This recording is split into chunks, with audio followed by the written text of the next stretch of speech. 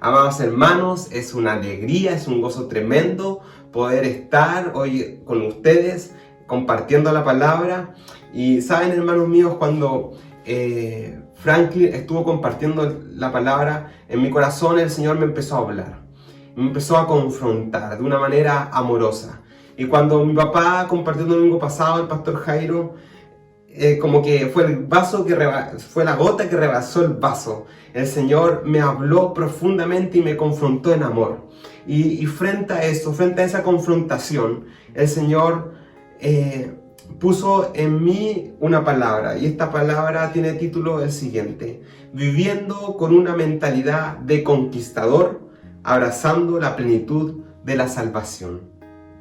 Y como recordando el domingo pasado, se hablaron 5 puntos a raíz de una pregunta. Y la pregunta es la siguiente: ¿qué estamos haciendo hasta que el Señor Jesús vuelva? ¿Qué estamos haciendo hasta que el Señor Jesucristo venga y reine? Y como dice en Apocalipsis, que Él nos haga también reyes y sacerdotes y reinemos juntamente con Él. ¿Qué estamos haciendo? Y hay 5 puntos importantes.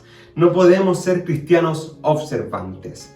El segundo, no podemos seguir siendo egoístas llevados por nuestros propios caminos. El tercero, debemos abrazar el amor redentor del Padre y vivir en su propósito.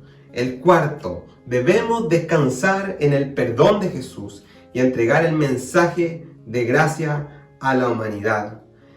Y el quinto, Jesús volverá, exaltado, levantado y enaltecido. Las naciones se asombrarán y enmudecerán los reyes. Y cada uno de estos puntos el Señor me confronta, porque en ciertas áreas yo he sido un observante. En ciertas áreas de mi vida efectivamente he sido egoísta y he querido primar y poner por prioridad mis propios caminos y no los caminos del Señor. También muchas veces no abrazo el amor redentor del Padre y eso me impide vivir en el propósito, porque vivo con una culpa, y digo por mi única culpa, y al final eso me obstruye de recibir el perdón de Jesucristo y poder ser libre para entregar el mensaje de gracia a la humanidad. Y por último, muchas veces me afano día a día, como dice la palabra, cada día tiene su propio afán, pero muchas veces yo me afano más de la cuenta y me termino olvidando de que Jesucristo en algún momento, Él volverá. Será exaltado, levantado y enaltecido, y las naciones se asombrarán y enmudecerán los reyes. Y frente a estos 5 puntos surge una pregunta en mi corazón que el Espíritu Santo me la hizo, y fue la siguiente: ¿por qué muchas veces no abrazamos la cruz como Jesucristo nos pide? Porque sin lugar a dudas, abrazar la cruz, estar juntamente crucificado con Cristo, significa cumplir estos 5 puntos. Es estar siempre perseverando, es estar mirando la necesidad y corriendo para suplir aquella necesidad. Entonces, frente a esta pregunta, ¿por qué muchas veces no abrazamos la cruz como Jesucristo nos pide? Y la respuesta está en que todo inicia con la cruz. ¿Y qué significa que todo inicia con la cruz? Juan 19, del 28 al 30, dice así: después de esto, como Jesús sabía que ya todo había terminado, y para que se cumpliera la escritura, dijo: tengo sed. Había allí una vasija llena de vinagre, así que empaparon una esponja en el vinagre, la pusieron en una caña y se la acercaron a la boca. Al probar Jesús el vinagre, dijo: todo se ha cumplido, consumado es. Luego inclinó la cabeza y entregó el Espíritu. Y todo comienza con la cruz, todo comienza con el consumado es, todo comienza con el todo se ha cumplido. En ese preciso instante, en ese preciso momento, el reino del cielo ha irrumpido con gloria y majestad sobre la tierra. Y en esa irrupción, automáticamente, cuando Jesucristo dijo consumado es, la iglesia se transformó de ser una iglesia demandante a una iglesia ofertante, a ofertar el reino, a vivir completamente la herencia de Jesucristo. Aquella oferta sacia y suple cada necesidad social. Es por eso que debemos involucrarnos en todo lo que ocurre, porque nos transformamos en ser una iglesia que tiene la herencia de Jesucristo, una iglesia que tiene las aras de la redención, que es el Espíritu Santo, una iglesia que tiene la garantía de que el Padre nos protege, una iglesia que tiene que influir, que tiene que leudar, que tiene que saciar, tiene que traer plenitud, tiene que salar, a llenar los espacios con Jesucristo. De ese momento cuando Jesús dijo, consumado es, todo se ha cumplido, en ese preciso momento cambió nuestra posición de ser demandantes a ser cristianos ofertantes. Y esa oferta es la que hoy en día necesita aquella sociedad. Cuando Jesucristo inclinó la cabeza y entregó el Espíritu, Él murió. Y al tercer día, Él resucitó. Pero cuando Él murió, comienza la salvación. Cuando Él murió y después resucitó, comienza la salvación. Con su resurrección comienza la salvación. Porque dice la palabra en Romanos 5:10, porque si cuando éramos enemigos de Dios, fuimos reconciliados con Él mediante la muerte de su Hijo. Cuando Él inclinó la cabeza y su espíritu salió, en ese preciso momento fuimos reconciliados con Dios mediante la muerte de su Hijo. Y después agrega, dice, con cuánta más razón, habiendo sido reconciliados, seremos salvados por su vida. Con cuánta mayor razón seremos salvados por su vida. Entonces, hermanos míos, surge una pregunta y es, ¿qué significa aquella salvación? Porque Jesús murió, todo cumplió, todo se ha cumplido y nos reconcilió con el Padre. Pero en ese preciso instante, cuando nos reconcilió con el Padre, cuando Él resucitó, nos dio la salvación. Y la salvación tiene, por definición, por nombre en el griego, sozo. Y sozo significa perdón, sanidad, liberación, resucitar, perseverancia, protección del mal, provisión económica. La salvación, cuando Jesús dice todo se ha cumplido y el reino ha invadido y comienza la salvación, la vida eterna, no tan solo está asociada a una vida que es protección contra la muerte eterna, sino que tenemos el perdón, tenemos sanidad, tenemos liberación, tenemos resurrección, tenemos perseverancia, protección del mal, provisión económica. Entonces, efectivamente, tenemos mucho que ofertar a esta sociedad. Tenemos que ofertar perdón, tenemos que ofertar sanidad, tenemos que ofertar liberación, resurrección, perseverancia, protección del mal, provisión económica. Y ahí surge una pregunta. ¿Será que nuestra mentalidad de ladrillero, aquella mentalidad de ladrillero, nos ha hecho abrazar el Evangelio y la salvación solo desde una perspectiva de protección contra la muerte eterna? Capaz que nuestra mentalidad de ladrillero nos ha hecho abrazar aquella salvación solamente mirando que nosotros vamos a tener vida eterna. ¿Será que no hemos dimensionado que la salvación no tan solo significa una vida eterna, sino también, según otro autor, salvación, que es sozo, significa proteger o rescatar del peligro mortal, resguardar o evitar el contagio de enfermedades, evitar la posesión demoníaca, devolver la salud perdida, mejorar, guardar, mantener en óptimas condiciones, tener buen éxito, prosperar, andar bien, salvar o proteger contra la muerte eterna? Y vuelvo a hacer la pregunta, ¿será que nuestra mentalidad de ladrillero nos ha hecho abrazar el Evangelio y la salvación solo desde una perspectiva de protección contra la muerte? Que solo nosotros nos vemos salvos, que nos guarda contra la muerte eterna, pero resulta que salvación significa todo lo que les he mencionado. Y frente a ese punto de vista, frente a esto, el Señor empezó a confrontar mi corazón. Porque sin duda alguna, para mí muchas veces, la salvación solo ha sido que Él me ha protegido contra la muerte eterna. Y voy a tener una eternidad con Él y voy a ser bendito y vamos a reinar juntamente con Cristo y vamos a celebrar y vamos a estar con el amado. pero también el consumado es, el todo se ha cumplido.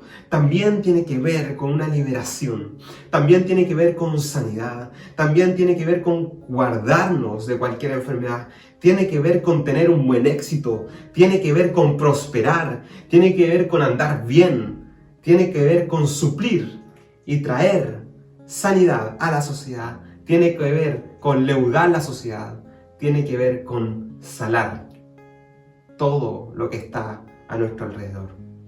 Porque el consumado significa que ahora ya no somos demandantes, ahora nos transformamos en gente ofertante. Por eso la creación gime la manifestación de los hijos, porque nosotros los hijos, la iglesia, tiene mucho que ofertar y por muchos años no lo hemos hecho. Frente a esos puntos, el Señor trajo a mí 5 puntos. Y el primero es el siguiente. Mentalidad de ladrillero, mira lo que Jesús, mira lo que tiene y no acepta la invitación de Jesús. Aquella mentalidad de ladrillero mira solamente lo que tiene, lo que ha alcanzado, su zona de confort. Mira su espaldarazo, mira su colchón, mira lo que tiene y su proyección de vida, mira su propio camino y no acepta la invitación de Jesús. En Marcos 10, del 27 al 22 dice así: Cuando Jesús estaba ya para irse, un hombre llegó corriendo y se postró delante de él. Maestro bueno, le preguntó, ¿qué debo hacer para heredar la vida eterna? ¿Por qué me llamas bueno?, respondió Jesús. Nadie es bueno sino solo Dios. Ya sabes los mandamientos: no mates, no cometas adulterio, no robes, no presentes falso testimonio, no defraudes, honra a tu padre y a tu madre. Maestro, dijo el hombre, todo eso lo he cumplido desde que era joven. Jesús lo miró con amor y añadió: una sola cosa te falta. Anda, vende todo lo que tienes y dáselo a los pobres y tendrás tesoro en el cielo. Luego ven y sígueme. Al oír esto, Jesús se desanimó. Al oír esto, este hombre se desanimó y se fue triste porque tenía muchas riquezas. Hay 3 elementos importantes que me llaman la atención. Lo primero es que este hombre, este joven rico, sabía efectivamente quién era Jesús, porque dice que el hombre llegó corriendo y se postró porque reconocía quién era Jesús. Sabía quién era Jesús, sabía que era el Rey de Reyes, sabía que era el Mesías, sabía que venía con autoridad. Entonces él fue corriendo y se postró. Lo segundo que me llama la atención es que este hombre se esforzaba porque dice: todo eso lo he cumplido desde que era joven. Todo eso yo me he esmerado, yo me he sacado la mugre, he ido al sacrificio. Pero lo tercero que me rompe el corazón es que la invitación que hace Jesús es una invitación íntima. Le dice: luego ven y sígueme. Y ese mismo luego ven y sígueme lo podemos ver en Mateo 4, de 18 al 20. Cuando estaba, dice la palabra, mientras caminaba junto al mar de Galilea, Jesús vio a 2 hermanos. Uno era Simón, llamado Pedro, y el otro Andrés. Estaban echando la red al lago, pues eran pescadores. Vengan, síganme, les dijo Jesús, y los haré pescadores de hombres. Al instante dejaron las redes y lo siguieron. La diferencia entre una mentalidad de ladrillero y una mentalidad de conquistador es que el conquistador es Pedro y Andrés, porque dice que al instante lo siguieron. Todos sabemos quiénes fueron ellos. Fueron tremendos hombres de Dios que marcaron la historia, marcaron la humanidad. Fueron hombres llenos del amor de Dios, llenos del poder de Dios, que en la palabra podemos ver sus vidas. Es interesante porque Jesús le hizo: vengan y síganme. El mismo llamado al joven rico. Pero él tenía una mentalidad de ladrillero y no estuvo dispuesto a abrazar la cruz. No estuvo dispuesto a abrazar el completo de la salvación. Segundo punto. Mentalidad de ladrillero se preocupa del qué dirán. Pero una mentalidad de conquistador se mueve en lo profético y marca la historia. Marca la historia. Dice lo siguiente en Marcos 14, del 3 al 8.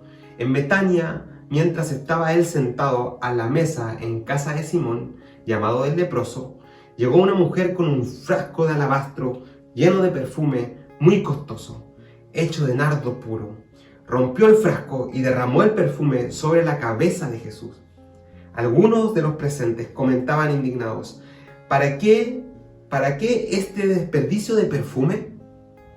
Podía haberse vendido por muchísimo dinero para darlo a los pobres. Y la reprendían con severidad. Déjenla en paz, dijo Jesús. ¿Por qué la molestan?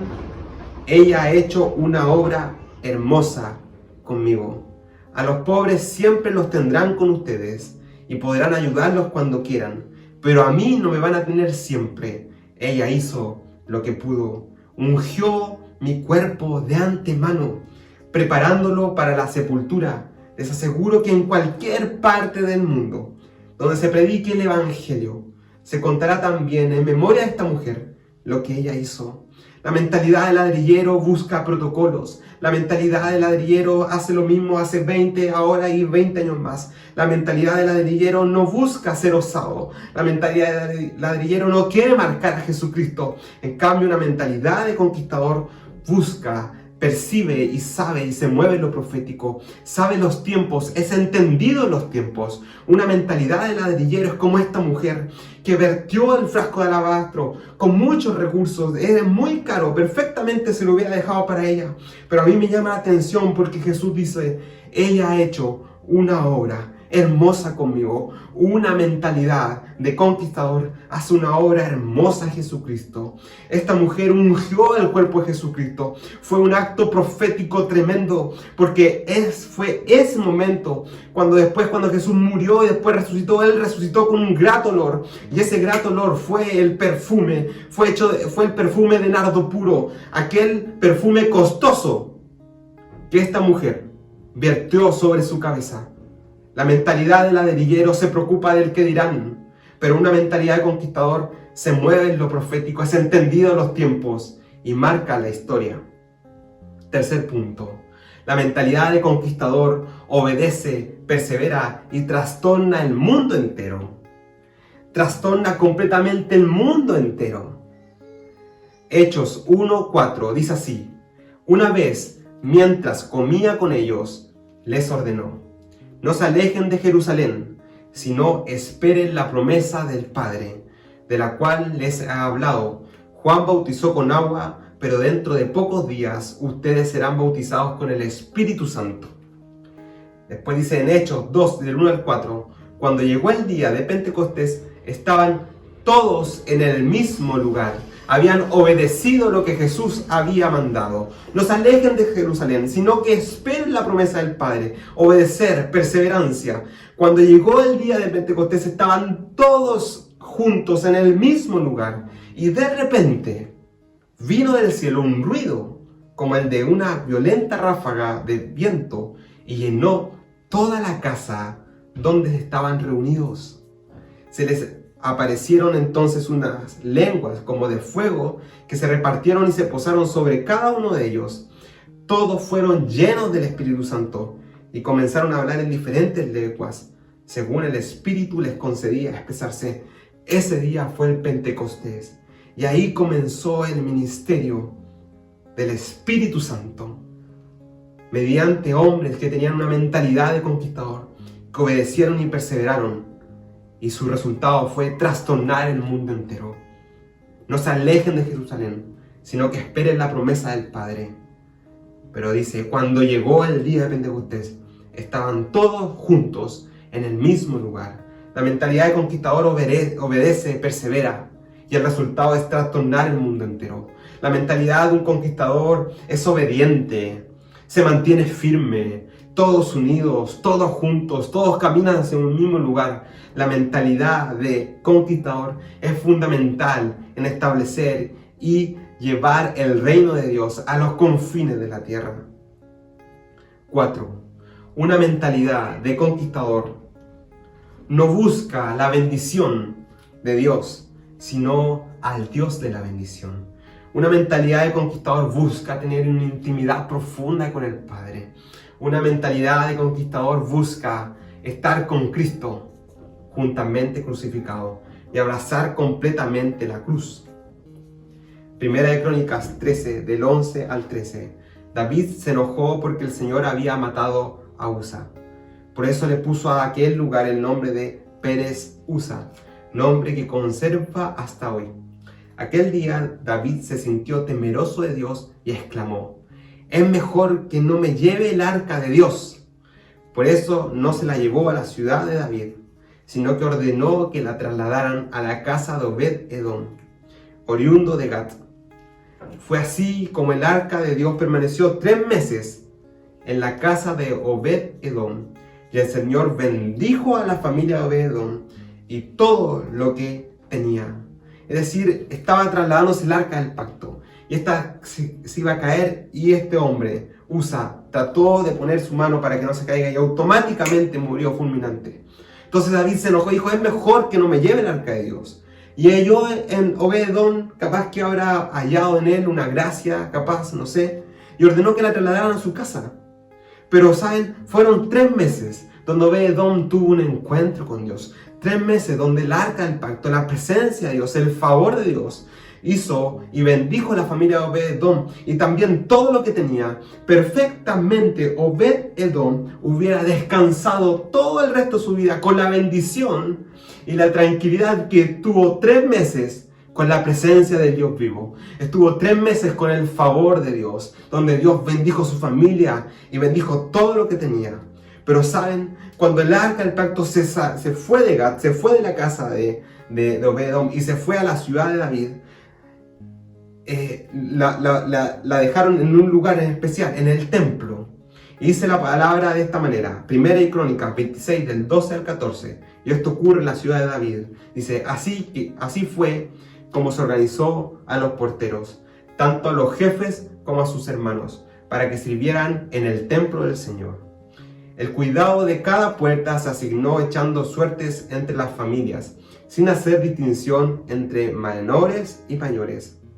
Según el sorteo, a Selemías se le asignó la puerta del este, y a su hijo Zacarías, sabio consejero, la puerta del norte. Y acá dice: a Obed-Edom le correspondió la puerta del sur, y a sus hijos les correspondió el cuidado de los depósitos del templo. A Supín y a Josá le correspondió la puerta de Salequet, que está al oeste en el camino de la subida. Es decir, Obed-Edom perfectamente hubiera elegido la bendición de Dios, pero él eligió al Dios de la bendición y siguió el arca con toda su familia y prefirió ser un portero en el templo del Señor, cuidando aquella arca, antes que vivir en Gat y mantenerse por largos años con la bendición que Dios le dio por haber invertido solo 3 meses cuidando el arca. Una mentalidad de conquistador es aquel que no busca la bendición. No es un joven rico que prefiere su riqueza, sino que va más allá, va en la brecha, oferta a la sociedad. Y último punto, y con esto termino. La mentalidad de conquistador sale al encuentro e invierte tiempo y recursos en la justicia del reino o realidad social. La mentalidad de conquistador sale al encuentro, toma una actitud de ir, invierte el tiempo, invierte recursos en la justicia del reino o realidad social. Lucas 10 del 29 al 37 dice así: pero él quería justificarse, así que le preguntó a Jesús: ¿y quién es mi prójimo? Jesús respondió: bajaba un hombre de Jerusalén a Jericó y cayó en manos de unos ladrones. Le quitaron la ropa, lo golpearon y se fueron, dejándolo medio muerto. Resulta que viajaba por el mismo camino un sacerdote, quien al verlo se desvió y lo siguió de largo. Así también llegó a aquel lugar un levita, que al verlo se desvió y siguió de largo. Pero un samaritano que iba de viaje llegó a donde estaba el hombre y viéndolo se compadeció de él. Se acercó, le curó las heridas con vino y aceite y se las vendó. Luego lo montó sobre su propia cabalgadura, lo llevó a un alojamiento y lo cuidó. Al día siguiente sacó 2 monedas de plata y se las dio al dueño del alojamiento. Cuídemelo, le dijo, y lo que gaste usted de más se lo pagaré cuando yo vuelva. ¿Cuál de estos tres piensas que demostró ser el prójimo del que cayó en manos de los ladrones? El que se compadeció de él, contestó el experto en la ley. Anda entonces, y haz tú lo mismo, concluyó Jesús. La mentalidad de conquistador. Sale al encuentro, invierte tiempo y recursos en la justicia del reino de Dios o realidad social. Saben, amados míos, este hombre samaritano no tan solo lo curó y lo vendó, sino que lo echó encima de su cabalgadura. Y él se fue, lo más probable es que él se fue guiando a su camello y obviamente este hombre encima, pero él caminando. Llegó a un lugar, lo cuidó, después dejó 2 monedas de plata y le dijo, si falta, cuando yo venga yo te lo devuelvo. Se involucró, él gastó tiempo, gastó recursos, gastó dinero. Él fue y se involucró para poder curar completamente y poder bendecir completamente a este hombre que le habían robado y le habían golpeado unos ladrones. Lo interesante de esto es que fue la mentalidad del conquistador que salió al encuentro.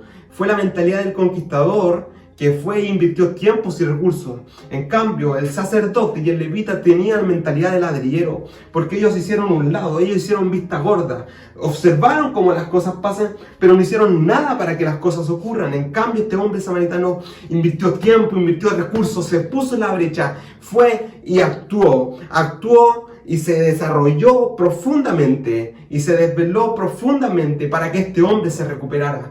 Y Jesús dice, anda entonces y haz tú lo mismo, concluyó Jesús. Saben, amados míos, el Señor me confronta profundamente, porque yo ahora estoy entendiendo que la iglesia tiene mucho que ofertar y no lo ha ofertado este tiempo. Tenemos mucho que entregar y no lo hemos entregado. Tenemos vida en abundancia, tenemos recursos. El Señor nos ha dado sanidad y de gracia de lo que recibimos, de gracia también damos. Saben, cada área de la sociedad que hoy en día está coja, solamente Jesucristo puede sanarla. Cada área de la sociedad que hoy en día necesita con urgencia cambios, la única forma es que la iglesia haga esos cambios. Saben, amados míos, el Señor me ha confrontado y muchas áreas de mi vida son de ladrillero. Pero hoy día yo quiero orar junto a ti para pedirle al Señor que nos ponga esta mentalidad de conquistador, para que el Señor nos cambie y tengamos este metanoeo. Cuando dice la palabra que hay que tener un metanoeo, un cambio de pensamiento, es cambiar nuestra mentalidad de ladrillero a una mentalidad de conquistador. Por eso mucha gente puede decir, no, un pastor no puede estar involucrado en política. Otros pueden decir, no, lo que ustedes hacen solamente eso hay que dejarle al gobierno, al Estado, que haga compasión social. Pero saben, amados míos, en la palabra de Dios no dice que tiene que ser un político. En la palabra de Dios no dice que tiene que ser el Estado. En la palabra de Dios dice que tenemos que ser nosotros, porque dice, anda entonces y haz tú lo mismo. Anda entonces y cura a la sociedad. Anda entonces y leuda a la sociedad. Anda entonces y muévete como un conquistador. Porque la profecía de Isaías fue que Jesucristo iba a ser inmolado, pero después iba a volver y iba a reinar. Y en Apocalipsis dice que Jesucristo, Dios, nos hizo reyes y sacerdotes y nos hará reinar juntamente con Él. Saben, amados míos, nosotros tenemos una diferencia tremenda con la sociedad. Es que el Señor nos constituyó reyes y también sacerdotes. El sacerdocio tiene que ver con mi intimidad, tiene que ver con las cosas de yo y el Señor, con ser cada día parecido a Jesucristo, con menguar, con pedirle al Señor que su mente sea mi mente, que su corazón sea mi corazón, de no hacer nada que que dañe su corazón. En cambio, el rey es conquistar, es ir, es tomar, es avanzar, es leudar, es involucrarnos en los cambios sociales, es involucrarnos en cada acuerdo que se tome por este país. Porque la única solución a esta sociedad es que Jesucristo reine, es que ese Jesucristo sea manifestado. Y el conducto regular de que Jesucristo reine y sea manifestado es precisamente tú y yo, es la iglesia. Oremos, amados míos. Señor, te damos gracias por esta palabra. Gracias porque tú nos has confrontado en amor. Gracias porque tú nos has dado una invitación. Y esa invitación es ir y hacer. Esa invitación es movernos a más. Aquella invitación que dice, Señor, tú quieres que nosotros vayamos y hagamos lo mismo que este joven samaritano. Señor, perdónanos por nuestra mentalidad muchas veces de ladrillero. Perdóname porque yo tengo una cantidad de pensamientos de ladrillero, Señor. Y muchas veces eso me hace ser como el joven rico. Que no me involucro en lo que Dios quiere para mí. Perdóname por ser observante. Perdóname porque hasta este momento he preferido mis propios caminos, he preferido mis propios deseos y no he preferido lo que tú tienes para mí, pero lo más importante, lo que tú tienes para la sociedad. Gracias por este tiempo, te bendecimos, te glorificamos y te entronamos a ti. En el nombre del Señor Jesucristo, amén y amén.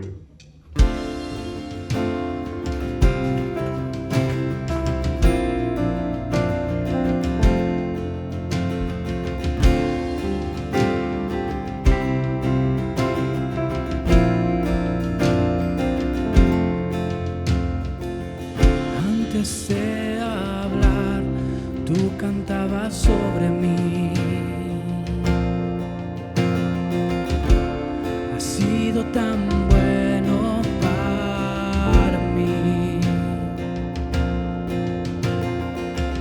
Antes de respirar, soplaste vida en mí. Has sido tan bueno.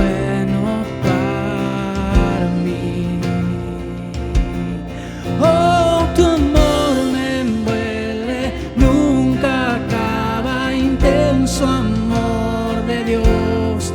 Me persigue y deja las 99 y va por mí.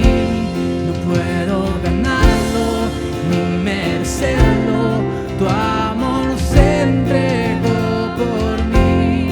Oh, tu amor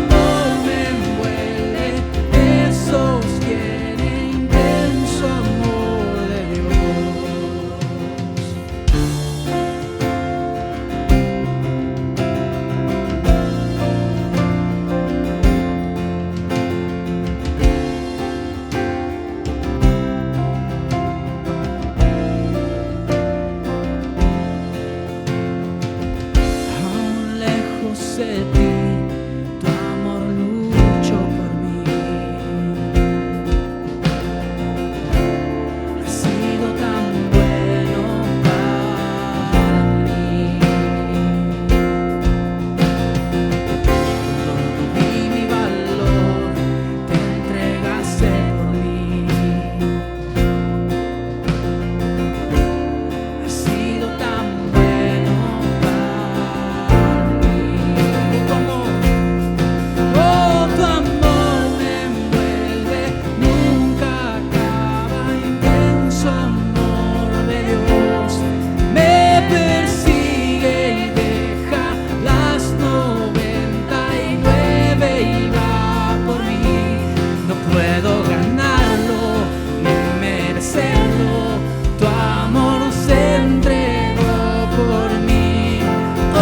Tu amor me envuelve, me sostiene, intenso amor de Dios.